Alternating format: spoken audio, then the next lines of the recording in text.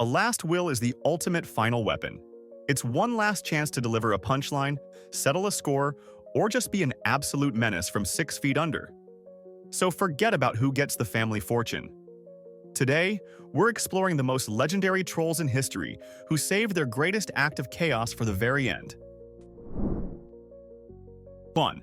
Imagine your father passes away and leaves you $1 million. It's the moment you've daydreamed about. But as the lawyer reads the will, you notice a strange clause. To inherit the cash, you must, for 1 full year, eat your breakfast every single morning while dressed in a full-body chicken suit. We're not talking a feathered hat. We mean the whole 9 yards, yellow tights, plush body, ridiculous beak, and all. For 365 consecutive days, whether you're having oatmeal or a 5-star brunch, you have to be clucking around your kitchen table. Can you imagine trying to explain that to a new date? Or your boss on a Zoom call? This wasn't just a quirky request. It was a year-long psychological experiment in humility and absurdity, all for a cool $1 million. You have to respect the father's commitment to one last epic dad joke. 2. In a world filled with legal jargon and notarized stamps, one farmer proved that all you really need for a binding will is a bit of creativity and a very patient cow. Finding himself near death's door with no paper in sight, he did the most logical thing he could think of. He wrote his entire last will and testament on the side of his favorite cow, Daisy. This, of course, led to one of the most bizarre scenes in legal history. A courtroom had to be prepared for the arrival of the key evidence, which casually strolled in, chewing its cud. Imagine the lawyers trying to handle this. Objection, Your Honor. The document is attempting to eat the prosecutor's briefcase. The court had to officially recognize a cow as a legal document, making Daisy arguably the most important livestock in the history of jurisprudence. 3. Getting back at an ex is a timeless tradition, but one man elevated it to a form of high art. He knew his former wife was utterly terrified of clowns, a full-blown, hide-under-the-bed case of coulrophobia. So, in his final act on Earth, he lovingly bequeathed her his entire, soul-crushingly vast collection of porcelain clowns. This wasn't just a handful of figures. This was an army of ceramic nightmares. Imagine her opening box after box, each one revealing more tiny grinning horrors on unicycles, with ruffled collars and eyes that seemed to follow you. This wasn't an inheritance. It was a professionally curated psychological torture campaign delivered by mail. It's a level of spiteful genius that ensures he would be haunting her thoughts long after he was gone, one creepy, smiling figurine at a time. 4.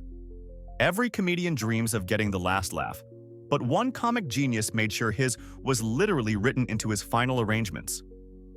For his funeral, he left a very specific and brilliant instruction.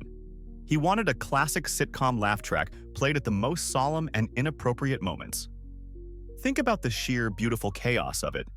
His grieving widow is delivering a tearful eulogy, and just as she says, "He was a wonderful man," the room is suddenly filled with canned laughter and applause from a 1970s TV show. The priest begins the final, somber prayer, only to be interrupted by a wave of hooting and catcalls. It was the ultimate meta-joke, turning the saddest day of his family's lives into an unforgettable piece of performance art and ensuring that even in death, his comedic timing was absolutely perfect. 5. There's being petty, and then there's using the full force of the legal system to deliver the most pathetic insult imaginable. One man, filled with a burning rage for his ex-wife, crafted a will that was a masterwork of minimalist spite. After all the official proceedings and the formal reading of the will by a stone-faced lawyer, her grand inheritance was finally revealed. It wasn't money, property, or even a sentimental keepsake. It was a single, dirty sock. To add insult to injury, it was accompanied by a handwritten note that simply said, "This is all you're ever going to get from me." The sheer audacity is breathtaking. He made her go through the entire legal process just to be formally and officially handed a piece of foul-smelling laundry as his final word in their relationship. That's not just a grudge, that's a legacy. 6. While most wealthy aristocrats leave their money to museums or charities, one eccentric English lord decided to invest in something far more valuable: pure, unadulterated silliness. As a huge fan of the legendary comedy troupe Monty Python, he bequeathed a substantial fund to his town for a very specific purpose. They were legally obligated to host an annual Silly Walk contest inspired by the iconic John Cleese sketch. Thanks to this man's glorious vision, the town is now home to a yearly festival of flailing limbs and absurd gaits, where grown adults compete to see who can walk in the most ridiculous fashion possible. He didn't just leave money. He left a permanent legacy of joy and public absurdity, ensuring his town would never take itself too seriously. It's philanthropy at its absolute finest. 7. Charles Millar, a Canadian lawyer, was a true artist of posthumous pranks, and his will was his Sistine Chapel. One of its most brilliant clauses involved his huge portfolio of shares in a very successful brewery. He decided to leave all of it to a select group of prominent local priests who were also the most outspoken leaders of the temperance movement. These were men who had dedicated their lives to preaching about the evils of alcohol. Suddenly, they were put in the ultimate moral pretzel. They were now major shareholders in the very demon drink industry they fought against. Do they accept the fortune and become hypocrites, or reject it and lose a massive windfall that could fund their righteous crusade? It was a flawless checkmate of irony from beyond the grave. 8. If you've ever had a neighbor who complains about noise, this story is for you. A passionate musician spent years enduring the constant griping of his neighbor, who absolutely hated the sound of his bagpipes and accordions. The neighbor probably dreamed of the day silence would finally reign. When the musician passed away, that dream seemed to come true. But the musician had one final, screeching symphony to conduct. In his will, he bequeathed his entire, massive collection of bagpipes and accordions directly to that one complaining neighbor. It was a perfect, diabolical act of revenge. The neighbor was now the unwilling curator of a museum dedicated to his own personal auditory hell, a house full of the very instruments that had driven him mad for years. That's how you get the last note. 9. Most people write their will to be as clear and legally airtight as possible. One man, however, decided his final legal document should also be a literary masterpiece. He wrote his entire last will and testament in the form of a long, elaborate poem. Imagine the scene at the law firm. A group of high-paid lawyers, accustomed to precise clauses and subsections, are now forced to decipher iambic pentameter to figure out who gets the antique lamp. To my dear cousin who loves the stars so bright, I leave my telescope to gaze into the night. Is that a legally binding transfer of property, or just a nice sentiment? This poetic choice turned the simple process of probate into a nightmarish literary analysis class, with lawyers arguing over the metaphorical meaning of a sonnet just to figure out who inherited the car. It was a final, beautiful act of creative annoyance. 10. Gene Roddenberry, the visionary creator of Star Trek, didn't just want his legacy to live on, he wanted to become a part of it. When it came to his final wishes, a traditional burial was simply too terrestrial. Instead, he arranged for his cremated remains to be launched into space. He literally decided to boldly go where no one has gone before. This wasn't just a funeral, it was a mission. It became one of the first ever space burials, turning his final journey into the ultimate exploration of the final frontier he so famously depicted on screen. While most people's ashes are scattered over a favorite park or ocean, Roddenberry's became stardust, orbiting the Earth in a silent, cosmic tribute to a life spent looking up at the stars. It was the most fitting and wonderfully nerdy farewell imaginable. 11. Frederick Bauer was a man who was deeply, profoundly proud of his life's greatest achievement. He wasn't a world leader or a famous artist. He was the brilliant mind who designed the iconic Pringles can. His belief in the perfection of his creation, that flawless, stackable, tubular design, was so absolute that he made a very specific final request. He wanted to be buried in one of his own cans.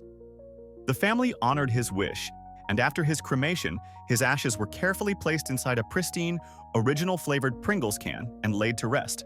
You have to wonder about the logistics. Did they have to eat the chips first? It's a testament to brand loyalty taken to its ultimate conclusion. A final declaration that, even in the great beyond, he believed that once you pop, the fun truly don't stop. 12. For a true comic book fanatic, the line between fiction and reality can sometimes blur. For Mark Gruenwald, a legendary editor at Marvel Comics, that line was erased completely in his final act. A beloved figure who shaped countless stories, Gruenwald had a unique last request. He wanted his ashes to be mixed with the ink used to print a comic book. Marvel honored his wish, and his remains were blended into the ink for the first printing of the trade paperback Squadron Supreme. This means that thousands of people own a comic book that is, quite literally, infused with its creator. It's a beautifully morbid and incredibly fitting tribute, ensuring that he didn't just leave his mark on the comic world. He physically became a part of it, forever embedded in the pages of a story he helped bring to life. 13. The philosopher Jeremy Bentham was a man obsessed with utility and efficiency, and he thought traditional burials were a complete waste. So he came up with a practical, albeit terrifying, alternative. In his will, he demanded that his body be preserved, dressed in his own clothes, and put on display as what he called an auto-icon.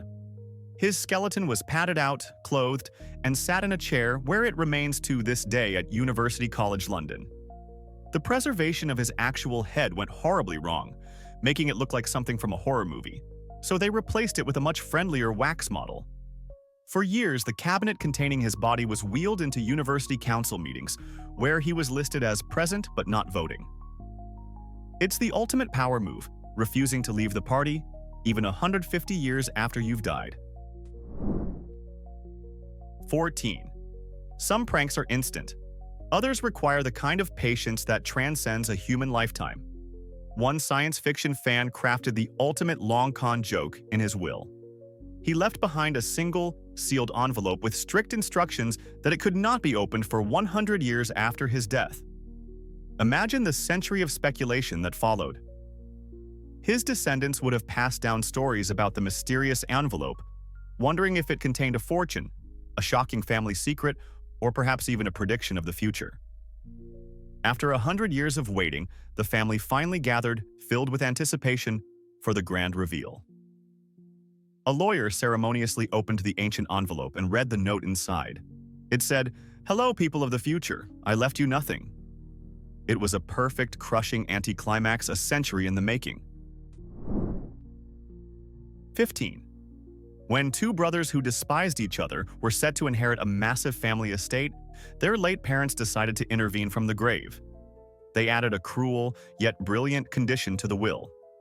The only way the feuding brothers could claim their inheritance was if they lived together in the mansion for 1 full month, sharing the same double bed. This wasn't just a request. It was forced, awkward, and highly uncomfortable family therapy. Imagine two grown men who can't stand the sight of each other, having to negotiate blanket territory, snoring, and who gets which side of the bed. It was a final, desperate attempt by their parents to make them reconcile, using a fortune as bait to trap them in the most intimate and infuriating situation imaginable. One has to wonder if the money was worth a month of that personal hell. 16. A father, famous for his world's best chili, decided to leave his most prized possession to his children in his will: the secret family recipe. The kids were ecstatic, finally gaining access to the legendary document that had been the cornerstone of family gatherings for decades. As they read the beautifully handwritten recipe card, their excitement turned to pure frustration. The list of ingredients was all there, except for one. The single most important key secret ingredient had been deliberately and completely smudged out, rendered utterly unreadable. It was a final culinary power move from a dad who wanted to give his children a gift, but couldn't resist taking the most crucial part of it to his grave. He ensured his chili would remain legendary, but also a permanent, unsolvable family mystery. 17. Some people consider their pets to be family. One wealthy lady considered her 50 cats to be a corporate board of directors. In her will, she left her entire sprawling estate and fortune to her feline companions, but with a wonderfully insane stipulation. The caretaker hired to look after the cats was legally required to hold a board meeting with them every single week. This wasn't just a suggestion. It was a contractual obligation. Picture a serious, well-paid professional sitting at a long mahogany table, surrounded by 50 cats who are mostly asleep, grooming themselves, or trying to knock things off the table. He would then have to formally read out the weekly financial reports and investment updates to his furry, completely disinterested audience. It's the most gloriously absurd form of wealth management ever conceived, proving that in her world, the cats weren't just pets. They were executives. 18. A person's will is their final chance to impose their will on the world, and one wealthy man used his to enforce a very specific grooming standard. He left his sons an enormous fortune, a life-changing amount of money that would set them up for generations. However, this colossal inheritance came with a deeply personal and bizarre condition. Their wives had to ensure that their husbands never, ever grew a mustache. Not for a day, not for a joke, not even for Movember. The will essentially made their spouses the mustache police, legally obligated to enforce a clean-shaven policy on their husband's upper lips. It's an incredible level of micromanagement from beyond the grave, turning a simple matter of facial hair into a multi-million-dollar decision and making every wife the permanent guardian of her husband's razor. 19. T.M. Zink, an attorney from Iowa, harbored a resentment towards women that was so profound, he decided to make it the cornerstone of his entire legacy. In his 1930 will, he bequeathed a huge sum of money, the equivalent of millions today, to establish a woman-free library. The rules were chillingly specific. No women were to be allowed inside, no books written by women were to be on the shelves, and no decorations or art created by women were to be displayed. He even demanded that the entrance have a sign that read, "No women allowed." It was a final, pathetic monument to his own misogyny. Thankfully, his own family challenged the will in court, and after a lengthy legal battle, the courts invalidated the ridiculous and hateful provisions, ensuring that his library of spite would never actually be built. 20. The phrase, "revenge is a dish best served cold," doesn't quite capture the sheer, icy pettiness of this final act. A man, feeling utterly betrayed by the wife who had left him, decided to use his will to deliver one final brutal insult. When the time came for the reading of the will, his ex-wife likely didn't expect much, but she probably didn't expect this. Her grand inheritance from the man she once married was $1. But it was the note attached that twisted the knife. It explained that he was leaving her exactly $1 so she could use it to buy herself a rope. It's a chillingly dark and vengeful message from the grave, transforming a legal document into a vessel for his unending bitterness and ensuring his last words to her were dripping with the purest form of hatred. 21. Samuel Bratt was a man who clearly believed in the power of a financial incentive, especially when it came to his son's bad habits. In his will, he left his son a substantial inheritance of over $300,000, a massive fortune at the time. But this gift came with a lifelong condition attached. The son could only collect the money if he completely quit smoking and abstained from tobacco for the rest of his life. This wasn't just about health. This was about control. Every single time the son might have craved a cigarette, he'd have to weigh that fleeting satisfaction against a literal fortune. It's a fascinating psychological game played from beyond the grave, using a huge pile of cash as a permanent ghostly presence standing between your lips and a cigarette, forever asking, "Is this puff really worth a mansion?" 22. Most people's final wishes are about solemn goodbyes. Rock legend Janis Joplin's final wish was about throwing one last epic party. In her will, she set aside a specific amount of money, about $2,500, with the explicit instruction that it be used to throw a massive, no-holds-barred farewell bash for all her friends. The party was held at one of her favorite bars, and the invitations read, "Drinks are on Pearl," using her famous nickname. It was the ultimate rock and roll exit. Instead of leaving her friends with a somber memorial service, she left them with a legendary hangover and one final joyous memory of her wild spirit. She ensured her departure wasn't a moment for tears, but a reason for her closest friends to come together, raise a glass, and celebrate her life exactly the way she lived it. 23. The Canadian lawyer and master troll Charles Millar strikes again. Perhaps the most famous and chaotic clause in his legendary will was what became known as the Great Stork Derby.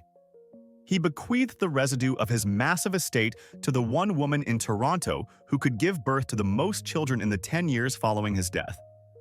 This set off an absolute media frenzy and a literal baby-making race across the city. Families were having children at an astonishing rate, all vying for the life-changing prize money.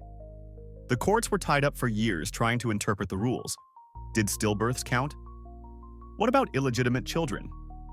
In the end, the huge sum was split between 4 women who had each managed to have an incredible 9 children in the decade. It was a social experiment of pure, reproductive chaos. 24. While most aristocrats leave their fortunes to their heirs or to prestigious institutions, a Portuguese nobleman named Luís Carlos de Noronha Cabral da Câmara decided to go a radically different route. He wanted his final act to be one of pure, unpredictable randomness. So he went to a phone book, randomly picked 70 complete strangers, and named them as the sole beneficiaries of his entire vast estate, including a 12-room apartment in Lisbon, a house, a car, and a significant amount of cash. Imagine getting that phone call. "Hello, you don't know me, but a random dead aristocrat has just made you rich." The 70 lucky recipients were completely baffled, having had no connection to the man whatsoever. It was a beautiful, final gesture of whimsical generosity that proves you don't need a reason to change someone's life. 25. The fear of being forgotten is a common human anxiety. One woman, however, came up with a rather creative, if slightly morbid, solution. In her will, she left a substantial annual payment to the caretaker of her grave, but it came with a very unusual condition.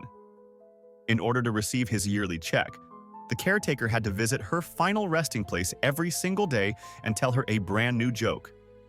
This transformed the typically solemn job of a groundskeeper into that of a posthumous stand-up comedian.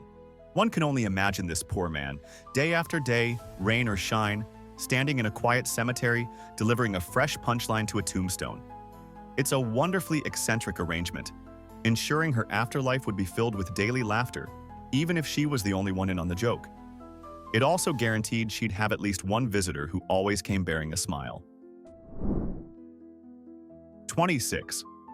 William Shakespeare, the greatest writer in the English language, the master of drama and romance, left behind a will that has baffled historians for centuries. In it, he meticulously listed his properties, his money, and his shares. But when it came to his wife, Anne Hathaway, with whom he'd had 3 children, he bequeathed her just one single item, his second-best bed. Not the best bed, the one from the master bedroom, but the second-best one, likely the guest bed. Scholars have debated the meaning of this for ages. Was it a calculated, brutal insult? A final public snub to a wife he had grown distant from? Or was it actually a sentimental gesture, as the second-best bed might have been their actual marriage bed, while the best was reserved for guests? We'll never know for sure, but it remains one of history's most famous and tantalizingly ambiguous bequests. 27. Napoleon Bonaparte, a man who controlled empires and redrew the map of Europe, had a surprisingly intimate and somewhat macabre final request. As he lay on his deathbed, he didn't ask for a grand monument or a lavish tomb. Instead, he instructed that his head be completely shaved after his death, and that his hair be carefully divided up and distributed among his closest friends and loyal followers.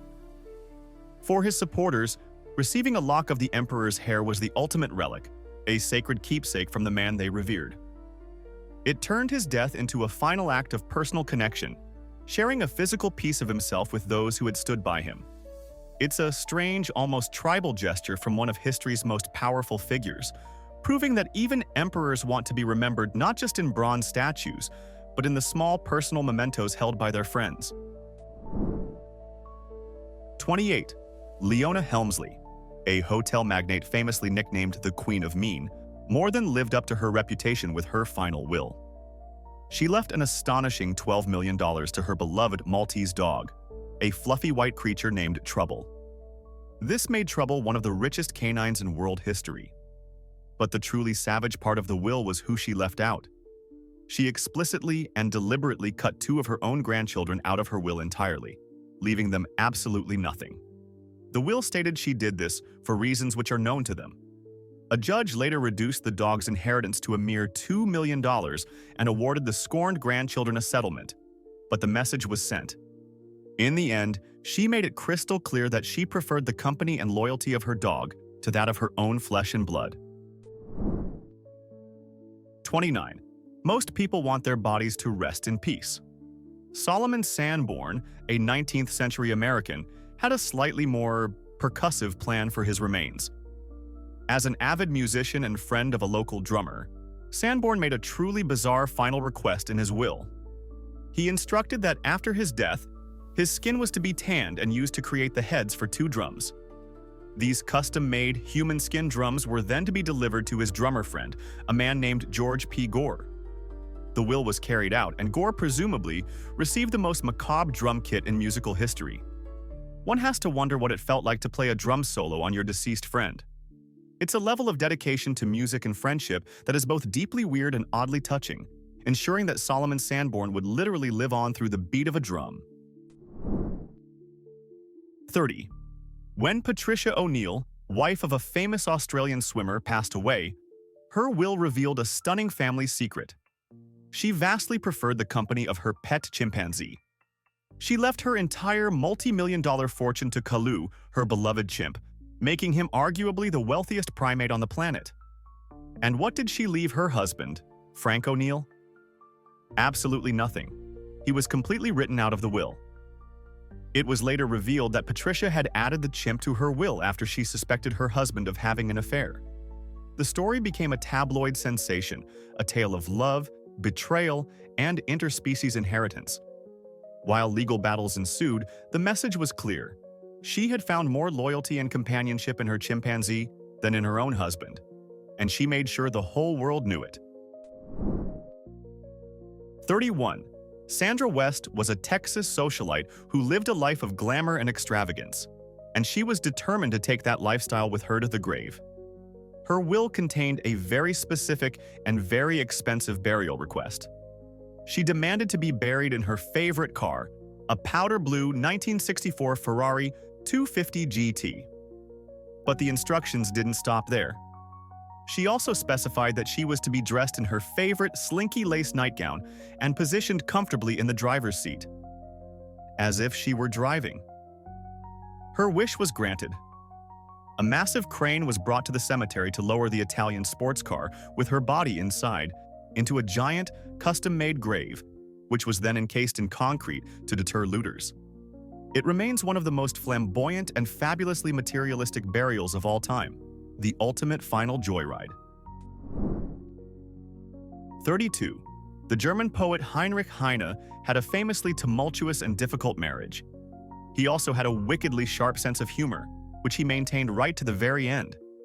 In his will, he left his entire estate to his wife Matilda, but with one ingenious and cruel condition. She would only inherit the money if she remarried after his death.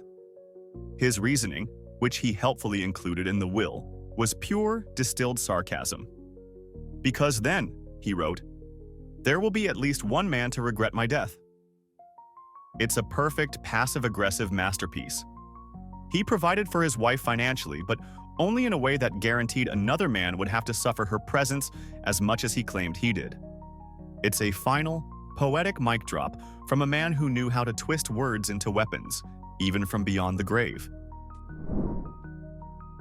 33. The great magician and escape artist Harry Houdini spent much of his life debunking fraudulent psychics and spiritual mediums who claimed they could speak to the dead. He was convinced they were all frauds, but he left one tiny sliver of a possibility open. Before he died, he arranged a secret pact with his wife, Bess. He devised a secret 10-word code, known only to the two of them. The plan was simple. If there was truly a way to communicate from the other side, he would use this exact phrase to prove it was really him. For a decade after his death, Bess faithfully held a seance every Halloween, listening intently for that secret message from her departed husband. Medium after medium claimed to have made contact, but none could ever produce the code. After 10 years of trying, she finally gave up, declaring the experiment a failure. It was Houdini's final, and greatest, illusion, a posthumous experiment designed to unmask the very charlatans he had battled his entire life. So it's clear, the human capacity for pettiness and creativity never truly dies. We've scoured history for 33 of the most insane stories, but we know history is a bottomless pit of weirdness. And that's where you come in. What's the one legendary last will we were complete fools for missing? We read every comment, so now is your chance to prove you know an even crazier story. If this descent into madness earned your respect, show it with a like and subscribe for more.